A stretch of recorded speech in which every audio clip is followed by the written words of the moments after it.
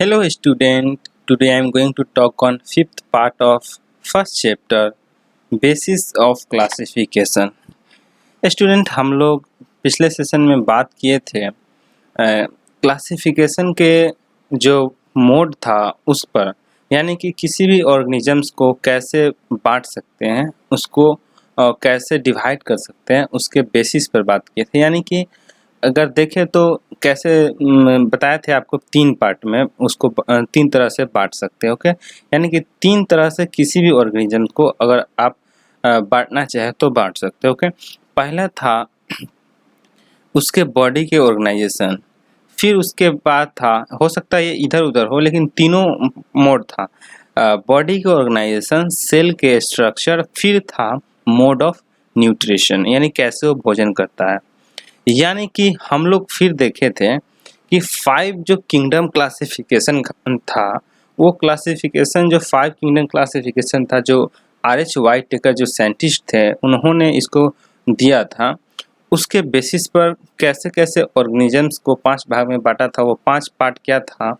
Monera, protista, fungi, Plantae, फिर Animalia. Okay, तो हम लोग पिछले सेशन में मोनेरा के ऊपर अच्छा से डिस्कशन किया था। आज हम लोग डिस्कशन करने जा रहे हैं प्रोटिस्टा। ओके, तो प्रोटिस्टा को देखें और समझें। देखिए, protista include organisms like amoeba and paramecium and etcetera. Okay, तो अमीबा और पैरामीशियम इसके एक एग्जाम्पल हो सकते हैं। तो ये आपका जो फिगर है अमीबा का है। ओके, तो प्रोटिस्टा में अमीबा, पैरामीशियम जैसे अनेक एग्जाम्पल हो सकते हैं। और अब देखिए यूनिसेलुलर, मैंने 3 बेसिस बात किया था डिवाइड करने का। वो था स्ट्रक्चर, बॉडी का स्ट्रक्चर, बॉडी का ऑर्गेनाइजेशन, फिर सेल का स्ट्रक्चर।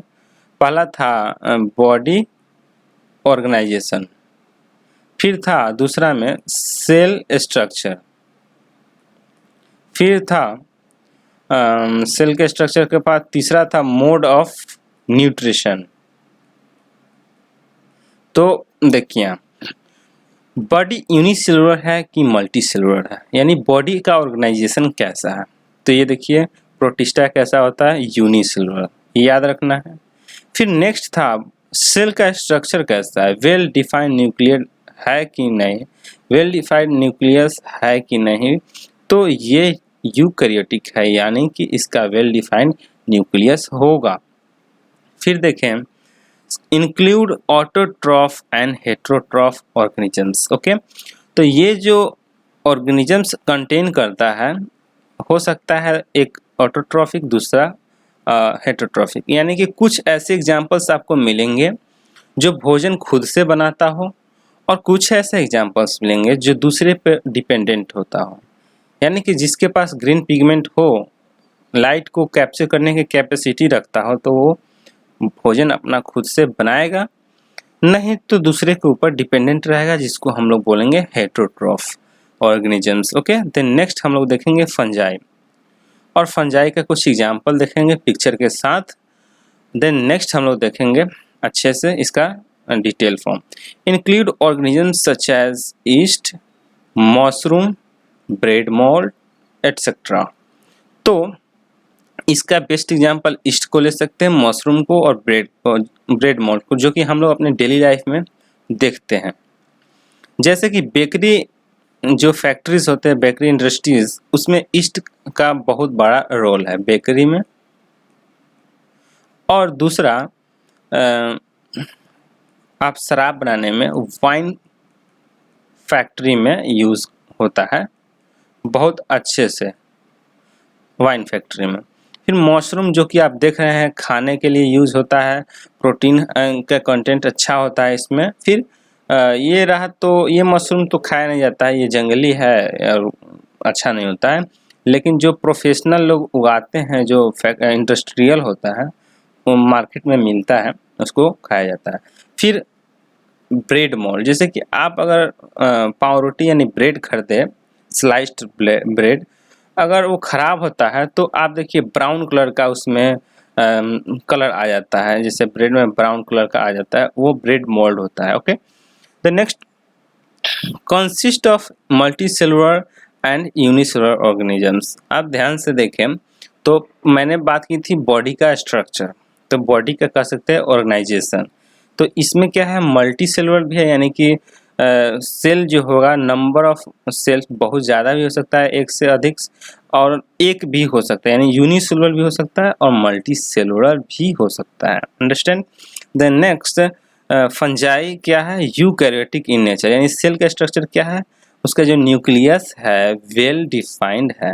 ओके, तो इसका न्यूक्लियस क्या है, वेल डिफाइंड है, तो यूकैरियोटिक है, वेल डिफाइंड है तो यूकैरियोटिक है, इसको भी याद रखना है। देन नेक्स्ट है they are heterotrophic in nature and are of different types such as saprophytes and parasite. देखिए, ये जो फंजाई होते हैं अपना भोजन कभी नहीं बनाते, यानी ऑलवेज हेटेरोट्रॉफिक होते हैं, वो अपना भोजन दूसरे से लेते हैं, दूसरे तरीके से लेते हैं, या कह सकते हैं अपना भोजन कभी बनाते ही नहीं।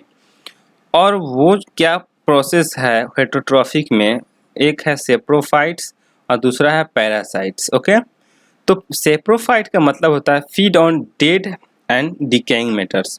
देखिए, जो अगर इंसेक्ट हो या एनिमल हो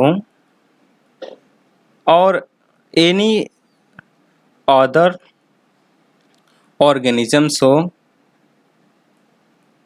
ठीक है, तो अदर ऑर्गेनिजम्स हो, तो अगर वो मर जाता है तो मर जाता है तो उस पर जो अलग तरह से कीड़ा लगता है, वो फंगस लगता है, बेसिकली ये सेप्रोफाइटिक होते हैं। ये सभी इंसेक्ट और एनिमल जो मर जाते हैं उस पर से वो भोजन यानी कि फंजाई लेते हैं।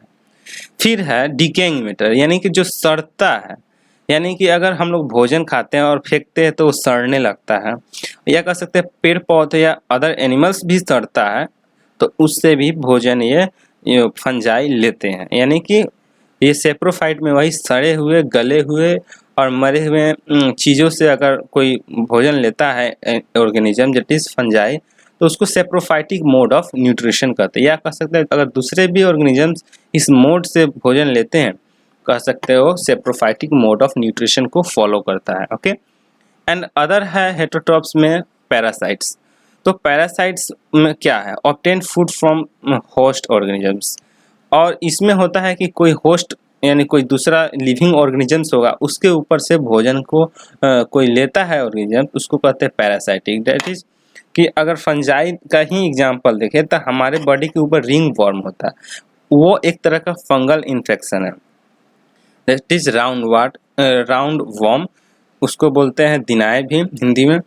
तो वो जो रिंग वॉर्म है हमारे बॉडी से एनर्जी लेता है और ईचिंग प्रोसेस को फॉलो कराता है और वहाँ से भोजन वो लेता है, तो वो मोड क्या है, पैरासाइटिक मोड ऑफ न्यूट्रिशन। और ये आपका बेस्ट एक मशरूम का एग्जांपल हुआ जो आपको दिख रहा है पिक्चर में। देन नेक्स्ट हम लोग देखते हैं प्लांटी। फिर प्लांटी का अच्छा एक पिक्चर देखेंगे, फिर अच्छा से समझ में आ जाएगा। ओके, पहला पॉइंट है all plants that can perform photosynthesis come under kingdom Plantae. अब देखिए, जितने भी ऑर्गेनिजम्स हैं जो अगर फोटोसिंथेसिस कर सकता है, जो खाना अपना खुद से बना सकता है, वो प्लांटी के अंडर में यानी कि प्लांटी किंगडम के अंडर में उसको रखा जाता है। ओके, देन नेक्स्ट है मल्टी सेलुलर, यानी कि अगर उसका बॉडी का ऑर्गेनाइजेशन देखे तो उसका सेल क्या है, मेनी सेल से बने होते हैं, मेनी सेल्स, यानी कि कम से कम क्या हो, 1000 सेल हो। ओके, तो इस तरह से उसका जो बॉडी का ऑर्गेनाइजेशन होता है उसमें सेल होता है, काफ़ी सारा होता है। और जो उसका सेल का स्ट्रक्चर है वो है यूकैरियोटिक, और यूकैरियोटिक से हम लोग क्या पता चलता है, यूकैरियोटिक कहते हैं यानी उसका न्यूक्लियस वेल डिफाइंड हो, यानी उसका न्यूक्लियस क्या हो, उसका न्यूक्लियर मेम्ब्रेन से अच्छा से कवर्ड हो। ओके, देन नेक्स्ट हम लोग समझेंगे ऑटोट्रॉफिक मोड ऑफ न्यूट्रिशन, यानी कि इसमें जो भोजन खाने का यानी कि भोजन करने का, यानी कि इसमें भोजन करने का, जैसे हम लोग भोजन करते हैं उस तरह से प्लांट भी भोजन करता है। और वो उसका क्या है प्रोसेस, वो है ऑटोट्रॉफिक, यानी कि वो अपना भोजन खुद से बनाता है in the presence of light, air and water etcetera. समझ गए? तो अब समझेंगे, ये तो रहा आपका प्लांटी जो अपना भोजन खुद बनाता है। अब रहा एनिमिलिया, जिसमें जितने भी एनिमल्स हैं, इंसेक्ट्स हैं, बर्ड्स हैं, सभी आ जाते हैं। ओके, तो देखिए, इंक्लूड मल्टी सेलुलर ऑर्गेनिजम्स या कह सकते हैं मल्टी सेलुलर एनिमल्स। इसमें जो पहले बॉडी के ऑर्गेनाइजेशन के बारे में बात करते थे, ये कैसा होता है, ऑलवेज मल्टी सेलुलर, और इसका जो सेल का स्ट्रक्चर होता है यूकैरियोटिक, और इसमें जो भोजन करने का मोड होता है वो क्या होता है, हेटरोट्रॉपिक मोड ऑफ न्यूट्रिशन, यानी ऑलवेज अपना भोजन नहीं बनाएगा, दूसरे के ऊपर डिपेंडेंट रहेगा। और पहला एग्जांपल है स्नेक, जो कि मेढक को खाता है, यानी फ्रॉक्स को। तो ये आपको समझ में आ गया कि स्नेक अपना भोजन कैसे बनाएगा, वो हमेशा फ्रॉक्स को ही खाते रहता है। आप अगर देखें तो और सारे एग्जांपल्स हैं एनिमिलिया के अंदर, जैसे कि फ्रॉक्स क्या होता है, इंसेक्ट्स को खाता है, यानी अपना भोजन खुद से नहीं बनाता है। टोटोवाइस भी अपना भोजन नहीं बनाता है।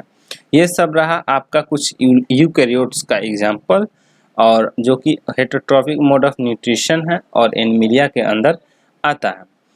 अब देखेंगे कैरेक्टरिस्टिक्स फीचर ऑफ 5 किंगडम्स, यानी कि जो 5 किंगडम था, यानी कि जिसमें Monera, protista, fungi, Animalia and plant आता था, उसके अंदर क्या क्या कैरेक्टरिस्टिक्स है उसको देखेंगे।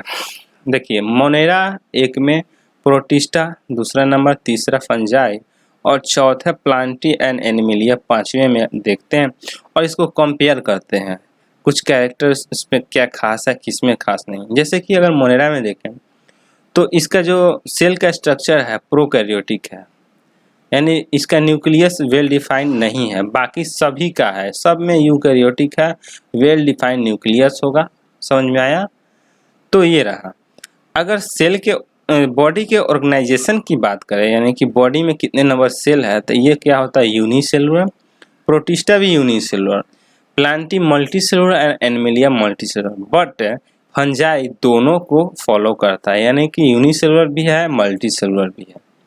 देन नेक्स्ट हम लोग समझें, अगर ध्यान से देखें तो पहला नंबर जो भोजन करने का प्रोसेस है, यानी उसका पालन पोषण मोनेरा कैसा होता है, दोनों तरह से, यानी heterotrophic and autotrophic. And protista का भी उसी तरह, हेटरोट्रॉफिक एंड ऑटोट्रॉफिक।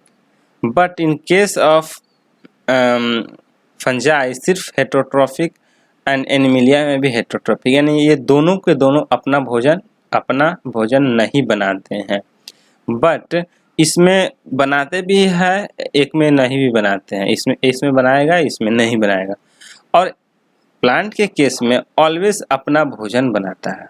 ठीक है, फॉर एग्जांपल इसमें बैक्टीरिया आते हैं जो डिफरेंट कलर्स के होते हैं, अपना भोजन बनाते हैं, और कुछ ऐसे होते हैं जो नहीं बनाते हैं। फिर अगर देखें नेक्स्ट एग्जांपल, वो प्रोटिस्टा का अमीबा है, जो कि कुछ ऐसे एग्जांपल्स हैं अमीबा के अलावा, भोजन कुछ बनाते भी हैं, कुछ नहीं भी बनाते हैं। और फंजाई में ईस्ट जो है ऑलवेज दूसरे के ऊपर डिपेंडेंट रहता है, या कह सकते हैं इसका कोई भी एग्जांपल लेंगे तो दूसरे के ऊपर डिपेंडेंट रहेगा भोजन के लिए। ठीक, तो नेक्स्ट देखेंगे ग्रीन प्लांट्स जो होता है, जो कि ऑटोट्रॉफिक मोड ऑफ न्यूट्रिशन है, जो अपना भोजन खुद से बनाता है। और हेटरोट्रॉफिक दैट इज, ये क्या है, प्लांटिक एग्जांपल। और ये रहा आपका एनिमिलिया का, जिसमें सभी एनिमल्स आते हैं ह्यूमन बीइंग्स को लेकर, यानी कि हम आदमी सभी भी इसमें आते हैं। अब आपका रहा इंफॉर्मेशन बॉक्स। इंफॉर्मेशन बॉक्स में क्या इंफॉर्मेशन है, yeast a type of a fungus is a single cell and eukaryotics. Yeast एक तरह का फंगस है, सिंगल सेल होता है और यूकैरियोटिक होता है। ये आपके लिए इंफॉर्मेशन था, बेस्ट इंफॉर्मेशन। एंड ऑर्गेनिजम्स, अब देखिए एक तरह का टेबल है, उसको हम लोग फॉलो अगर करें तो एक बार में पूरे को समझ लेंगे। जैसे ऑर्गेनिजम्स हुआ, इसको 2 भागों में बांट दिए, प्रोकैरियोट्स एंड यूकैरियोट्स। फिर हम देखें कि प्रोकैरियोट्स में यूनिसेलुलर जो है वो मोनेरा है। ठीक है, तो तो ये सिर्फ मोनेरा है, और इसमें जो एग्जांपल्स आएगा जिसमें एक ही सेल का होगा और इसका न्यूक्लियस वेल डिफाइंड नहीं होगा, उसको हम लोग मोनेरा कहा। फिर है यूकैरियोट्स। यूकैरियोट्स में भी है सिंगल सेल का, और जो यूनिसेलुलर कहलाता है, एक है मल्टीसेलुलर जो कि बहुत ज़्यादा सेल के होते हैं। यूनिसेलुलर में देखें कि इसमें जो आते हैं जितने भी यूनिसेलुलर ऑर्गेनिजम्स, उसको प्रोटिस्टा हम लोगों ने कहा। और फिर देखें मल्टीसेलुलर में जो कि कुछ ऐसे हैं जो अपना भोजन खुद से बनाते हैं, डेट इज केवल और केवल प्लांटी जो कि प्लांट्स होते हैं। और दूसरा रहा हेटेरोट्रॉप्स जो कि फंजाई और एनिमल सिर्फ आते हैं इसके अंदर। तो डियर स्टूडेंट, ये रहा आपका एक टेबल, जो टेबल आपको ये समझाएगा, यानी कि एक तरह का शॉर्ट फॉर्म है पूरे ऑर्गेनिजम्स को डिवाइड करने का, या कह सकते हैं 5 जो क्लासिफिकेशन सिस्टम है उसको समझने के लिए। तो स्टूडेंट्स, आपको आज मैं ये चैप्टर को अच्छा तरह से समझाया और ये चैप्टर एंड भी हो गया, और आपका एंड हो गया। फिर अगले चैप्टर में हम लोग अच्छे से स्टार्ट करेंगे। स्टूडेंट, आप वीडियोस को अच्छे से देखें, समझे, कोई डाउट हो तो कमेंट में लिखिए, अगर अच्छा लगे तो लाइक कीजिए। और आपके ऐसे कोई भी अगर स्टूडेंट है जो उसके पास पैसा नहीं है, फ्री में पढ़ना चाहता है, वो उसको शेयर कीजिए, उसको बताइए कि हम लोग को एक अचीवर्स क्लासेस है जहाँ पे सभी कोर्स अवेलेबल है 7th to 10th फाउंडेशन के लिए, जहाँ इंजीनियरिंग और डॉक्टर का सपना जो स्टूडेंट देखते हैं उसके लिए वहाँ पे बेसिक स्टार्ट हो जाएगा, एक बेस बन जाएगा, फाउंडेशन बन जाएगा। वो अपना डॉक्टर या इंजीनियर जो भी बनना चाहे, या 7th 8th 9th 10th के लेवल पर कोई भी कॉम्पिटिटिव एग्जामिनेशन हो, NTSC KVPY ओलंपियाड, ये सभी एग्जामिनेशन को आप दे सकते हैं, आपको आसानी होगा समझने में। तो स्टूडेंट्स, आप वीडियोस को ऑनलाइन ज़्यादा देर तक देखिए, ताकि आप लोग के लिए मैं कंटेंट बनाता हूँ मेहनत करके, ताकि आप लोग समझ पाएँ। तो आप मेरा बात मानिए कि आप लोग वीडियोस ऑनलाइन देखिए, वीडियोस डिलीट नहीं किए जाएंगे, और ऑनलाइन ज़्यादा देर वीडियोस देखिए, बार बार देखिए, जिससे हम लोग को सपोर्ट भी मिलेगा। तो स्टूडेंट, आज के लिए इतना ही, यानी कि ये चैप्टर एंड हुआ। Thank you for watching. फिर मिलेंगे अगले चैप्टर में। Thank you.